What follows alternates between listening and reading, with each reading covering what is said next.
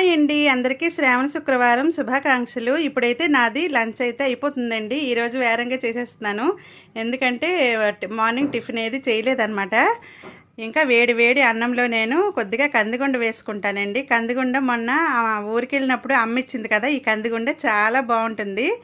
ఇంకా ఈరోజు తోటకూర వేపుడు చేశాను, ఇంకా బీన్స్ వేపుడు చేశాను. ఇంకా ఈరోజు ఉల్లి వెల్లుల్లి ఏమీ ఉండదు కాబట్టి కొద్దిగా కందిపొడి అయితే వేసుకున్నాను.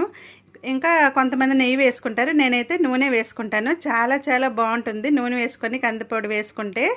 ఇంకా ఫస్ట్ అయితే నేను కందిపొడితో అన్నం అయితే ఫస్ట్ తిన్నాను. ఇంకా చాలా చాలా బాగుందండి. తర్వాత అయితే నేను తోటకూర కలుపుకుంటాను. ఎప్పుడైనా మా ఇంట్లో ఆకుకూరలు అయితే తప్పనిసరిగా ఉంటాయండి, ఏదో ఒక ఆకుకూర అయితే ఉంటుంది.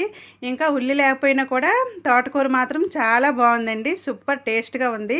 రోజు మనం ఏదో ఒక ఆకుకూర తింటే మన హెల్త్కి మంచిది. ఇంకా నా మొహం చూస్తున్నారా, నిద్ర మొహం అనా. నేనైతే ఈరోజు 4 గంటలకు లేచిపోయానండి. ఇంకా నాకైతే నిద్ర వస్తుంది. వీడియో కనుక నచ్చినట్లయితే లైక్ చేయండి. Bye bye.